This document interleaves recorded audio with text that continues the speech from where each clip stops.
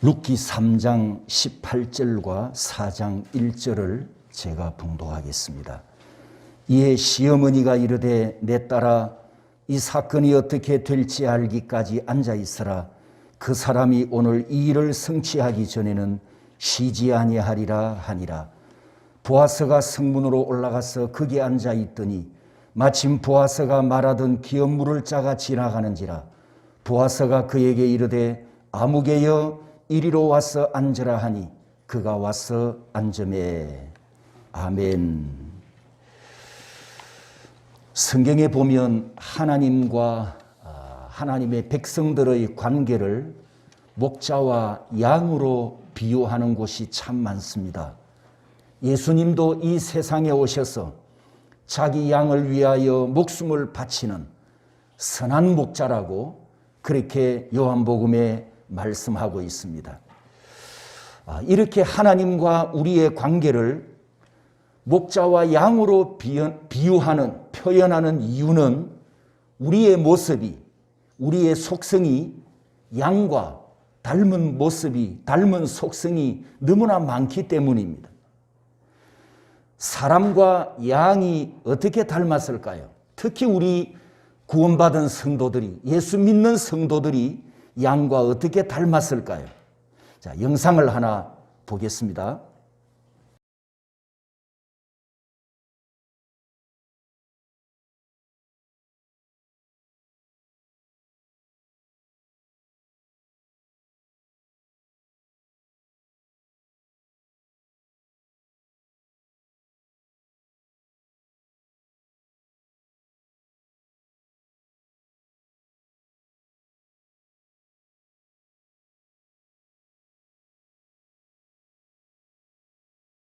이 영상을 보고 웃으신 분은 아직 젊은 피가 흐른다는 뜻이고 이게 양입니다. 방금 끄집어내 줬는데 또 뛰어가다가 구덩이에 빠지는 양의 속성. 그래서 우리 성도들을 양으로 비유했는데 닮은 모습이 참 많습니다. 많은데 몇 가지만 제가 정리를 했는데요. 양이 시력이 나쁘답니다. 어느 정도 나쁘냐? 1m 이상을 못 본대요. 그래서 앞에 누군가가 있으면 졸졸졸 따라간답니다. 그럴 정도로 시력이 나빠서 앞에서 누가 잘못 인도하면 잘못된 곳으로 가는 거지요. 그게 우리 성도들과 닮았다는 겁니다. 그 다음에 두 번째는 잘 속는답니다. 분별력이 없어서 적인지 아군인지 판단하지 못하고 따라가다가 마지막에는 잡아먹히는 게 양이듯이 우리도 영적 분별력을 가지지 못하면 진리인지 아닌지 참인지 거짓인지 선인지 악인지 이걸 우리가 분별하지 못하면 넘어지잖아요. 그 다음에 세 번째, 이 양은 한번 넘어지면 자력으로 일어서지를 못한답니다. 덥수룩한 이 양털 무게가 뒤집어지면 아래로 처지기 때문에 하늘을 향해서 내 발을 바둥거린대요. 그래서 누군가가 곁에서 그 양을 안아 일으켜 세워서 바로 세워줘야 하는데 우리도 신앙생활을 하다가 간혹 이런 경우가 있지요. 시험에 들거나 낙심이 나거나 혹은 넘어졌거나 그랬을 때 우리 힘으로 일어서지 못하면 누가 와서 권면을 해주고 위로를 해주고 또 목사가 신방을 가서 사랑으로 격려해주고 그렇게 누군가 옆에서 나를 도와주었을 때 우리가 힘을 얻고 일어서는 그런 경험들을 하는 것이 닮았지요. 그 다음에 네 번째는 이기적이랍니다. 다른 새끼에게는 절대로 젖을 주지 않고 무더운 여름에는 떨어져야 되는데 붙어서 지내고 추운 겨울에는 붙어야 되는데 떨어지고 이게 이기적인 성질 때문이랍니다. 그리고 방어력이 양은 온순한 동물이기 때문에 방어력이 하나도 없습니다. 여러분 대부분 동물들은 나름대로 무기가 있습니다.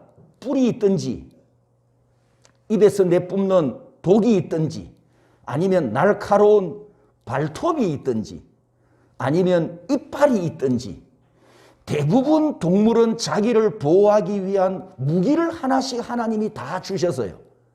그런데 유일하게 양은 자기를 보호하는 무기가 없습니다. 그래서 방어력이 제로랍니다.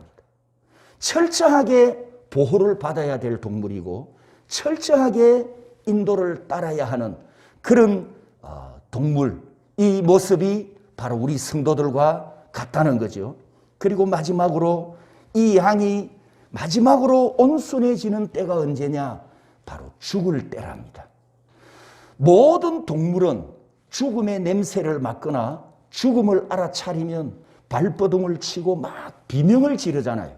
비명을 지르는데 이 양은 죽음 앞에서만큼은 모든 것을 체념한 듯 아주 온순해지는 모습이 우리가 하나님 앞에서 내 자아를 죽여야 되고 우리가 예수 그리스도의 죽음에 연합한 자로 내 자신을 내려놓는 이런 모습이 바로 양과 닮았다라는 겁니다.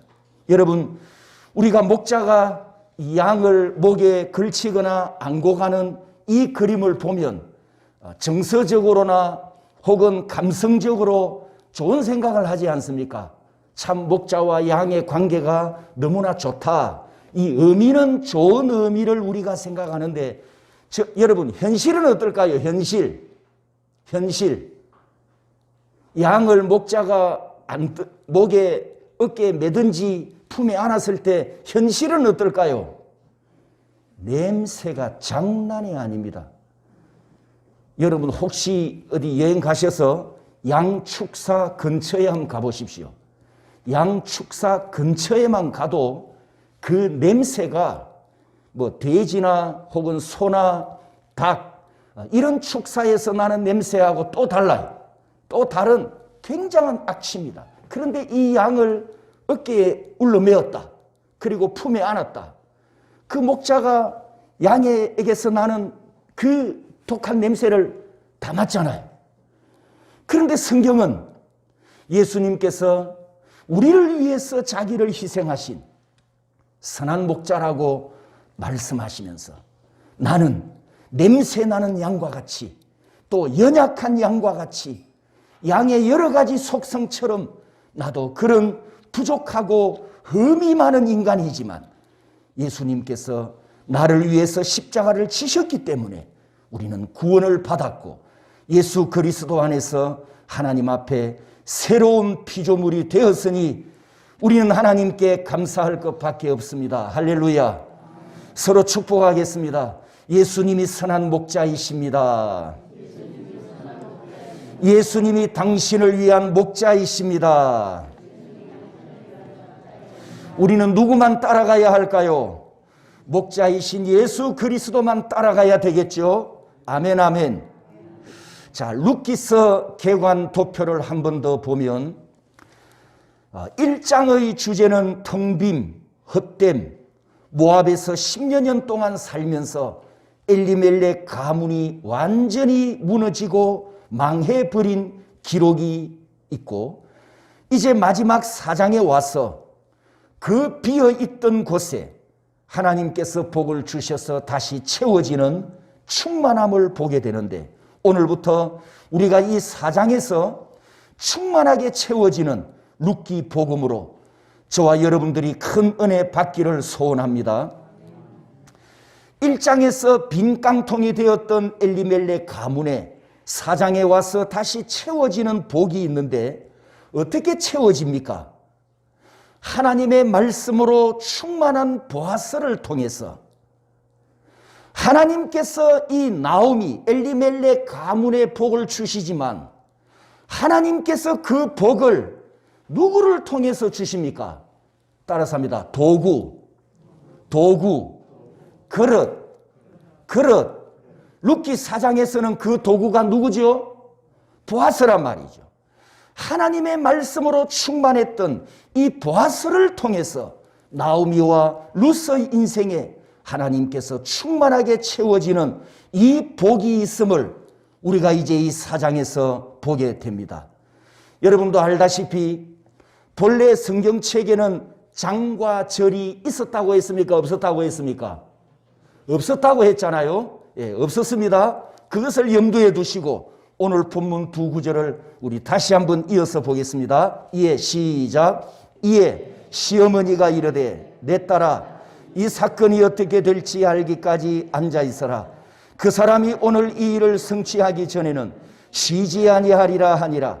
보아스가 성문으로 올라가서 거기 앉아 있더니 마침 보아스가 말하던 기업물을 짜가 지나가는지라. 보아스가 그에게 이르되 아무개여 이리로 와서 앉으라 하니 그가 와서 앉으매. 자, 장과 절을 빼버리고 성경을 보니 뭐가 보입니까? 뭐가 보이는 게 하나 있죠. 뭐죠? 보이는 게 없어요. 나오미가 룻에게 이렇게 말했지 않습니까? 보아스는 지체하지 아니할 것이다. 쉬지 아니할 것이다. 3장 마지막에 그렇게 이 나오미의 선언이 있었는데 그 다음 9절에 무슨 말이 나오죠? 보아스가 성문으로 올라가서. 그러니까 나오미가 며느리에게 말한 그대로 보아스가 즉시 행하는 것을, 이 고엘 의무를 이행하려고 준비하는 것을 우리가 보게 됩니다. 룻으로부터 청혼을 받았던 보아스가 3장 9절에서부터는 이렇게 말을 했었습니다. 룻이 보아스에게 타작마당에서 청혼을 하지 않습니까? 당신의 옷자락을 펴 당신의 여종을 덮으소서. 이 청혼을 하는 것은 그 다음 밑줄 친 부분 따라서 합니다. 당신이 기업을 물을 자가 됨이니이다. 지금 이 룻의 청혼은 이 룻기 스토리가 러브 스토리가 아니라고 처음에 말씀드렸죠. 그래서 이 청혼이 한 여자가 한 남자에게 나와 결혼해 주세요, 이 요청이 아니라 이 요청을 통해서 중요한 핵심이 뭐냐? 당신이 기업을 물을 자가 됨이니이다. 무너진 내 시댁의 가문을 당신이 세워줘야 하지 않습니까? 고엘 의무를 해줘야 하지 않습니까? 이걸 요청한 것이 바로 룻의 청혼이었어요. 이 말을 듣고 보아스가 뭐라고 대답을 합니까? 따라서 합니다. 내가 내 말대로 내게 다 행하리라. 거부하지 않습니다. 그 다음에 13절에는 더 의미심장한 말을 합니다. 여호와께서 살아계심을 두고 맹세하노니, 여호와의 이름으로 맹세하면서 이렇게 말합니다. 내가 기업 물을 자의 책임을 내게 이행하리라. 보아스가 룻에게 고엘 의무를 이행해 달라는 청혼을 받는 즉시 보아스의 마음에 무너져서 망해버린 자기 친척 엘리멜렉 가문을 다시 일으켜 세워야 한다는, 따라서 합니다, 강한 사명감, 이걸 보아스가 느꼈단 말이죠. 여러분, 보아스는 어떤 사람이죠? 13살이 되었을 때 모세오경 5845구절을 다 암송하면서 바미츠바 성인이 되면서 말씀의 아들, 하나님의 아들이 되었었습니다. 그러니까 이 보아스 중심에는 하나님의 말씀이 새겨져 있고 보아스의 눈과 귀는 언제나 따라서 합니다. 쇠마 이스라엘, 이스라엘아 들으라. 그 하나님의 말씀을 향하여 눈과 귀가 언제나 열려 있었단 말이죠. 그런 보아스에게 룻으로부터 이 고엘을 듣는 순간 내가 여호와께서 살아계심을 두고 맹세하노니 내가 기업 물을 자의 책임을 내게 이행하리라. 할렐루야. 맹세를 왜 했을까요? 보아스가 지금 맹세를 하는데 하나님의 이름을 걸고 맹세하지 않습니까? 여호와의 이름을 두고 맹세합니다. 왜 이런 엄청난 맹세를 했을까요? 자기 책임을 이행하겠다는 결연한 의지, 내가 하나님의 고엘의 말씀에 순종하겠다는 확실한 신앙 고백을 나타내는 의미였습니다. 이런 보아스가 바로 유력한 보아스, 기뽀르, 상남자였던 거지요. 성도 여러분, 하나님께서 우리에게 말씀을 주실 때 신약 성경을 보면 두 가지 방법으로 말씀을 주십니다. 구약 성경에는 말씀을 따라서 해볼까요? 다바르. 구약 히브리어는 다바르로 번역이 되어 있는데, 원문인데, 이게 신약 성경에 와서는 두 가지로 번역이 되어서 신약 헬라어로 기록이 됩니다. 그래서 그 두 단어가 신약 성경에 하나님께서 우리에게 주시는 말씀을 주시는 방법, 첫 번째, 바로 여러분 손에 들려있는 이 성경 문서, 하나님께서 계시로 주신 성경 문서로 우리에게 말씀을 주셨는데, 이 성경책, 이 말씀을 따라서 합니다. 로고스 말씀이라고 합니다. 요한복음 1장 14절에 보면 세례 요한이 예수님을 소개하면서 말씀이 육신이 되어라고 했습니다. 말씀이, 여기서 말씀도 로고스이고, 육신, 즉 사람의 몸을 입고 이 세상에 오신 성육신하신 예수님도 로고스 말씀으로 세상에 오셨습니다. 예수님께서 로고스 말씀이시기 때문에 요한복음 14장 6절에 내가 진리요라고 자기 존재 선언을 하셨습니다. 여러분, 구약의 선지자들과 신약의 사도들이 기록한 성경은 자기 사상입니까? 아니죠. 자기 주장입니까? 아니죠.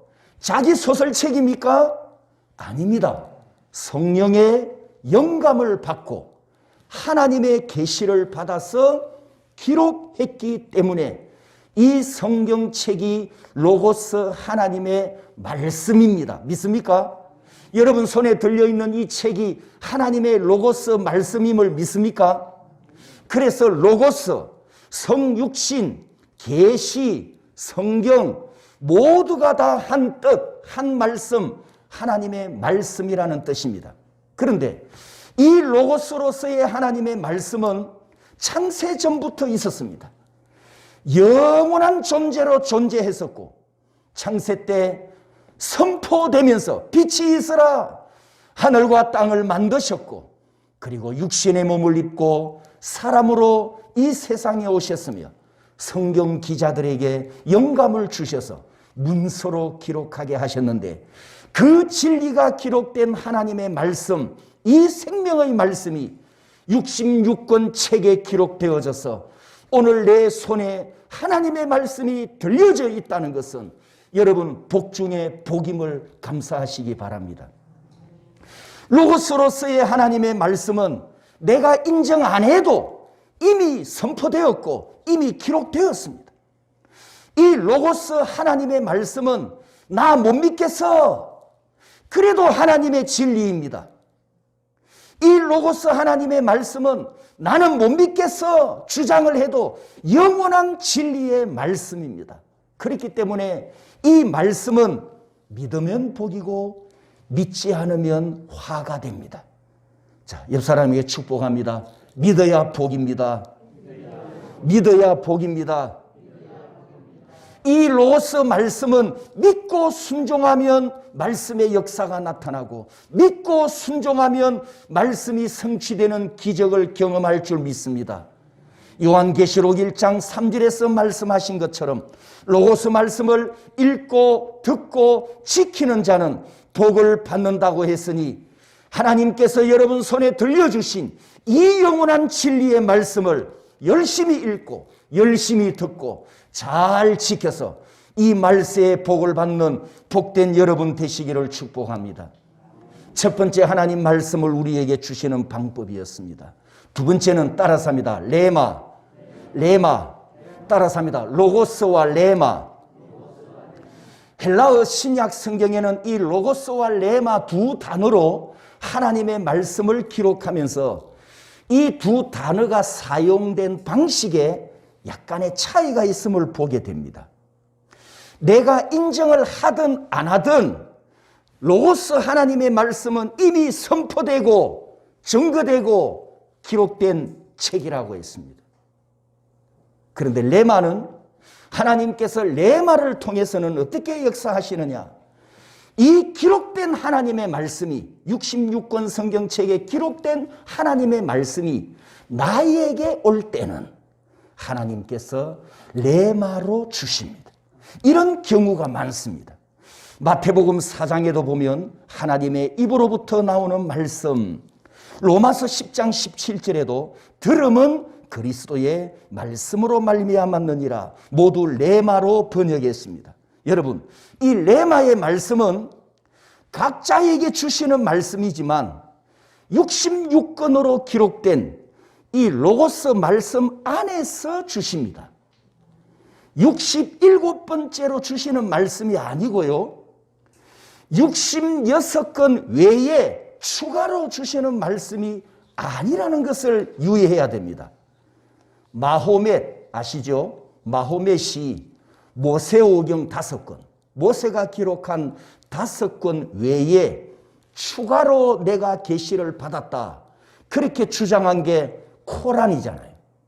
그래서 모세오경에다가 마호멧이 계시로 받았다고 주장하는 코란을 하나 덧붙여 가지고 이 코란을 가지고 이슬람교라고 하는 사이비 종교를 만들고 교주가 되었잖아요. 이 66권 성경 외에 내가 또 다른 계시를 받았다 이렇게 주장하는 모든 인간들은 다 사이비를 만들고 사이비 교주가 되었습니다. 다시 말씀드리면 하나님께서 나에게 두 번째 말씀을 주시는 방법, 개인에게 말씀을 주실 때는 이 레마의 말씀으로 주시는데 이 레마의 말씀을 내가 받고 지나친 경험주의나 지나친 신비주의로 빠져버리면 아주 위험한 사이비가 될 수 있다는 겁니다. 그래서 기록된 66권 이 로고스 말씀보다도 내가 받은 레마의 말씀을 더 권위 있게, 이 66권보다 더 권위 있게 높여버리는 것도 67번째 성경책을 만들 위험이 있습니다. 레마의 말씀은 이렇게 주어집니다. 여러분이 평소에도 성경을 읽고 평소에도 설교를 들었고 평소에도 말씀을 잘 알고 있는데 어느 한 순간에 한 구절의 말씀이 한 단어가 내 심령에 꼽힐 때가 있어요. 이런 걸 경험하시죠. 레마의 말씀이 어떤 때는 심령을 찔러 쪼개는 비수처럼 꽂히기도 하고 어떤 때는 환한 밝은 빛으로 비춰지기도 합니다. 미처 몰랐던 것을 이 레마의 말씀을 통해서 내가 깨닫게 되기도 하고요. 마음에 심령에 감동이 오기도 합니다.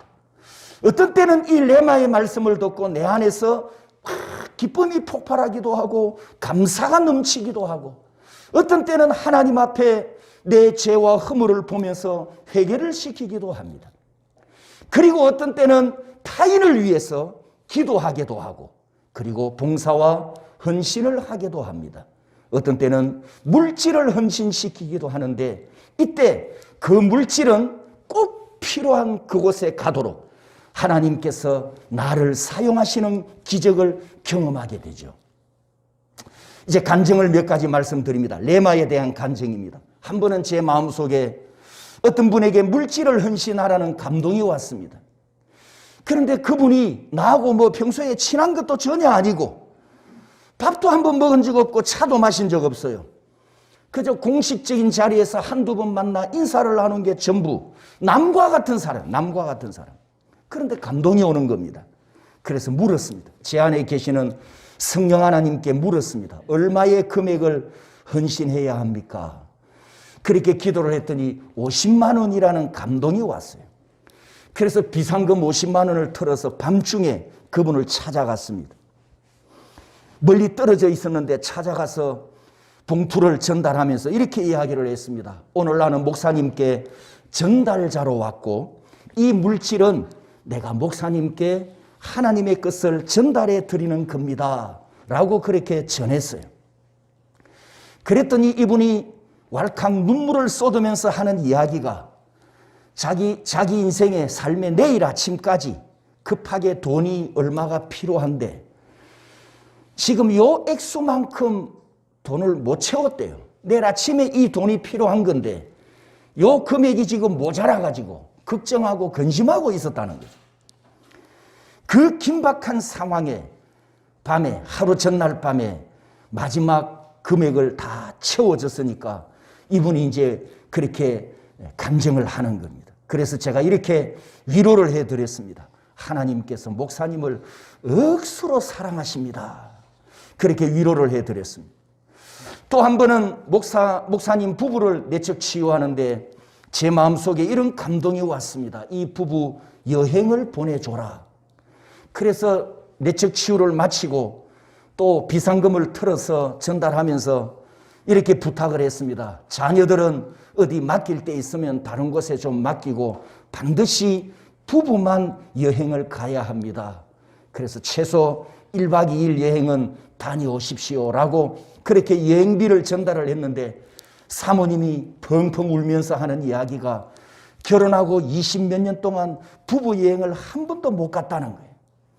그래서 제가 또 격려를 해드렸습니다.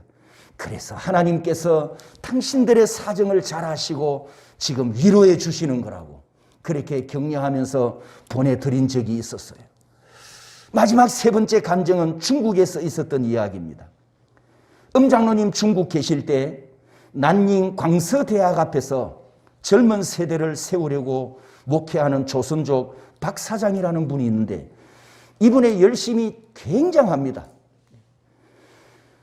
중국 동북쪽, 동쪽에서 제일 북쪽 끝에 있는 추운 지역에서 이제 그쪽에서 출생한 조선족인데 목회 사역을 하다가 공안 눈밖에 나면서 신분증을 빼앗겨 버렸어요. 신분증을 빼앗으면서 너 다시는 이런 짓을 하지 마라.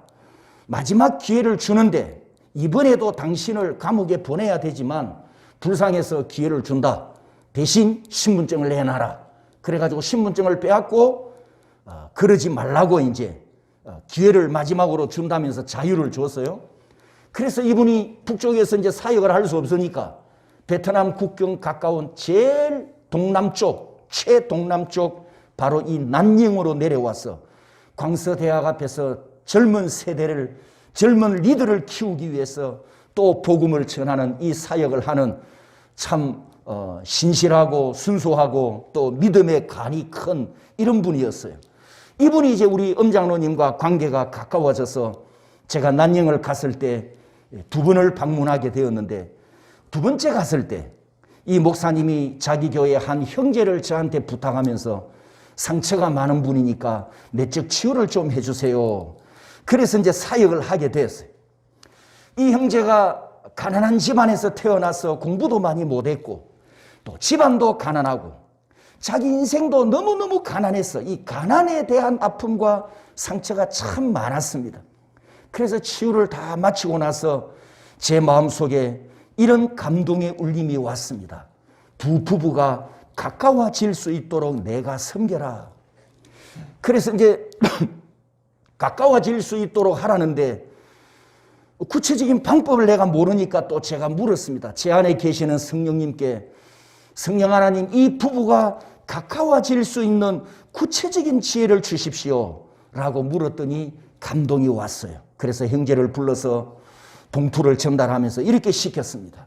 이 돈을 가지고 가서 절대 다른 곳에 쓰면 안 된다요. 가난하니까, 돈이 아쉬우니까 이 돈만큼은 절대 당신이 다른 데 쓰면 안 되고 반드시 이 돈을 가지고 가서 아내가 좋아하는 색깔로 된 속옷을 한 벌 사라. 그리고 식당으로 아내를 초대해서 거기서 맛있는 식사를 하면서 아내에게 선물을 주고 감동을 줘라. 그렇게 이제 구체적인 방법을 가지고 시켰던 거죠. 사모님이 나중에 이제 이 이야기를 알고 사모님 이야기가 이 형제가 자라면서 너무나 가난한 환경에서 자랐기 때문에 뭐 외식하는 돈이 없었어도 문제지만은 외식하는 문화 자체를 모른대요. 너무 가난했으니까, 경험이 없으니까, 자기가 못 받아봤으니까. 그래서 외식도 못 해봤는데, 모르고 있는데 뭐 선물을 준다, 그런 거는 아예 사고 자체가 없다는 거예요. 그럴 정도로 가난하고 또 혹은 배우지 못한 그런 열악한 형제였어요. 그래서 제가 그렇게 이제 저를 통해서 부탁을 하면서 위로를 했더니 이 형제가 감사하다고 그렇게 이제 이야기를 하는데, 제가 이렇게 격려를 해줬습니다. 하나님께서 이 나를 한국에서 중국까지 오게 해가지고 당신을 이렇게 위로하는 것은 하나님이 당신을 사랑한다는 증거다. 당신 부부를 사랑한다는 증거니까 낙심하지 말고 열심히 일하고 열심히 신앙생활하라고 그렇게 권면했던 적이 있습니다. 성도 여러분, 루터의 회심을 우리가 잘 알고 있잖아요. 종교개혁자 루터가 행함으로 구원받는다, 로마교 가르침을 받고 1517년 9월 어느 날 베드로 대성당에 있는 무릎으로 계단을 오르면서 고행을 시작합니다. 그 무릎으로 계단을 오르면서 하나님, 나 같은 죄인을 구원해 주세요.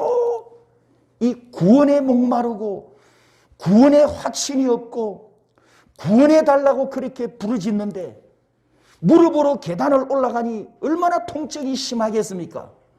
그런데 구원을 받아야 하니까, 구원에 갈급하니까 인내하면서 계단을 오르다가 갑자기 이것은 아니다 라는 생각이 들어서 그 자리에서 털고 일어나 집으로 돌아와서 로마서를 펼쳤어요. 로마서를 딱 펼쳐서 읽는데 로마서 1장 17절 말씀이 성광처럼 번쩍하면서 루터의 눈에 들어오는 겁니다. 같이 한번 읽어볼까요? 복음에는 하나님의 의가 나타나서 믿음으로 믿음에 이르게 하나니 기록된 바 오직 의인은 믿음으로 말미암아 살리라 함과 같으니라. 그동안은 루터가 로마 교회에서 행함, 행위 구원론, 행하여야 선행을 해야 구원받는다, 이 구원론에 눈이 가려져 있었기 때문에 이 성경 구절이 안 보였던 거예요.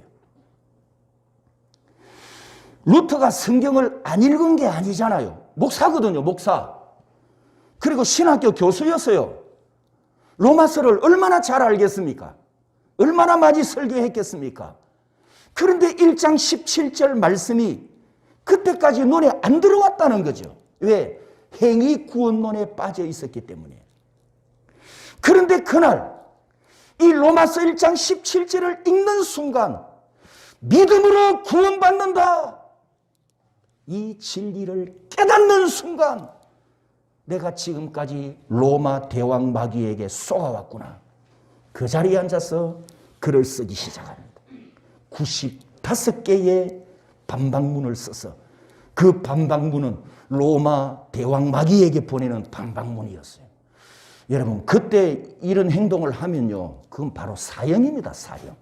그래서 루터가 자기 목을 내놓고 로마 교황을 향해서 95개의 반박문을 써가지고 비텐베르그 교회당 정문에다가 붙여버렸는데, 그날이 1517년 10월 31일이었습니다.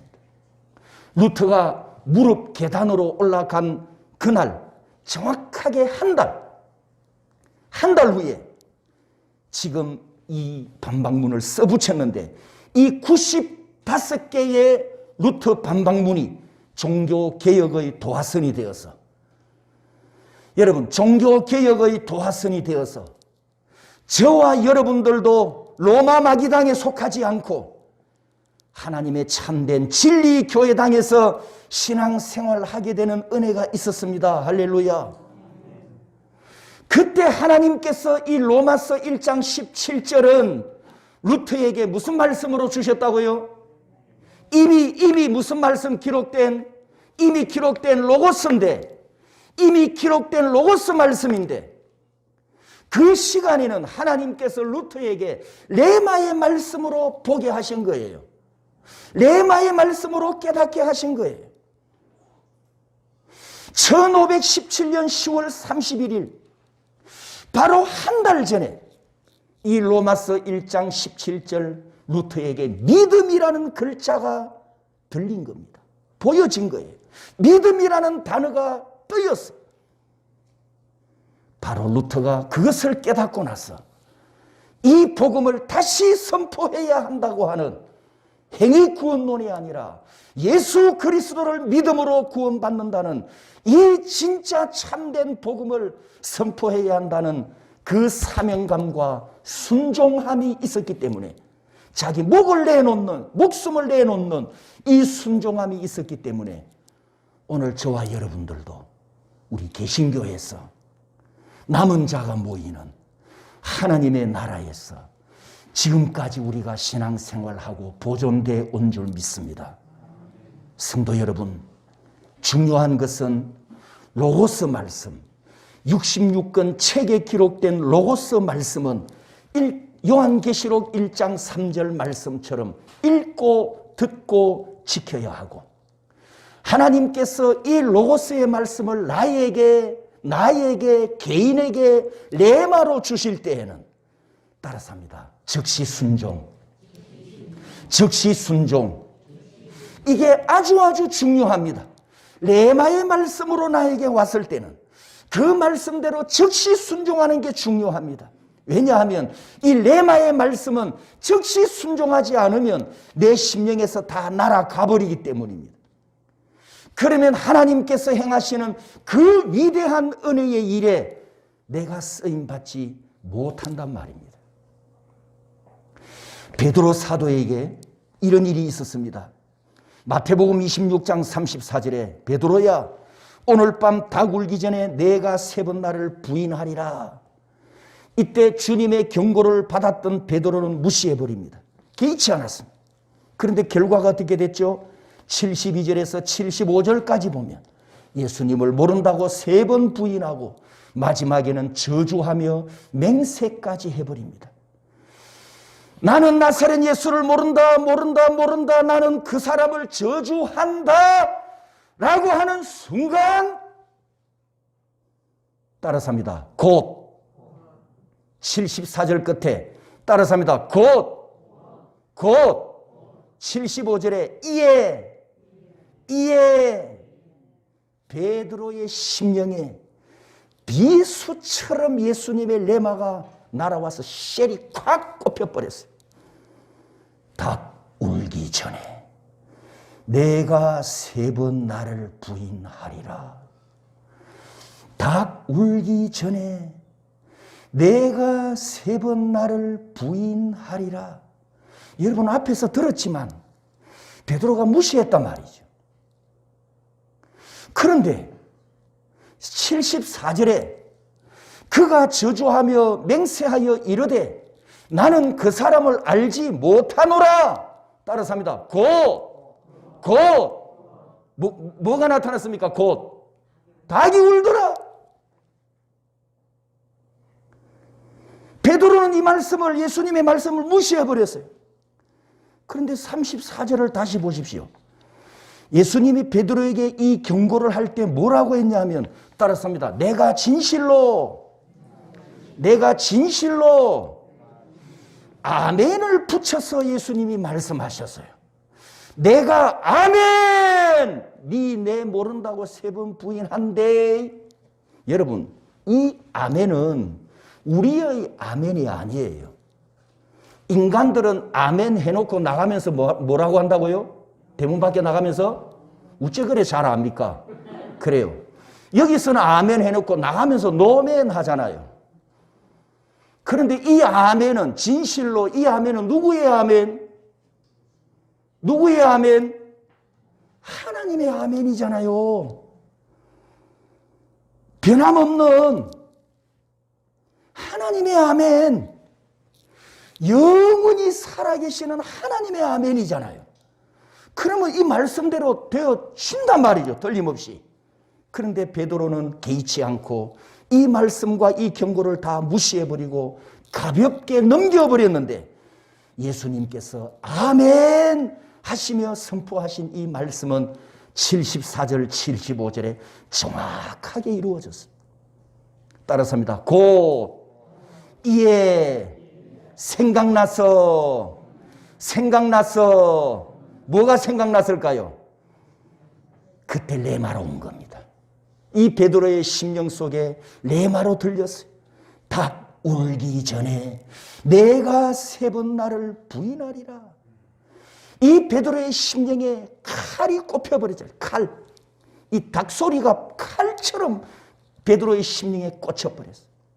밖에 나가서 심히 통곡합니다. 심히 통곡하며 회개하게 했던 그 말씀이 바로 베드로에게 레마로 들려졌습니다. 할렐루야. 레마는 내게 주시는 말씀이고, 레마는 감동으로 오기도 하고, 레마는 성경을 읽다가 깨닫게 하기도 하고, 레마는 순종을 요구하며, 레마는 즉시 이행하라는 명령이 있는데, 가장 중요한 것은 따라서입니다. 즉시 순종, 즉시 실천, 이것이 중요하다는 것을 기억하시기 바랍니다. 결론을 내리겠습니다. 성령의 영감으로 계시를 받은 성경 기록자들이 66권 성경을 기록했듯이 성령 하나님께서는 오늘도 나에게 이 말씀대로 행하도록 나에게 감동을 주시면서 순종을 요구하십니다. 믿습니까?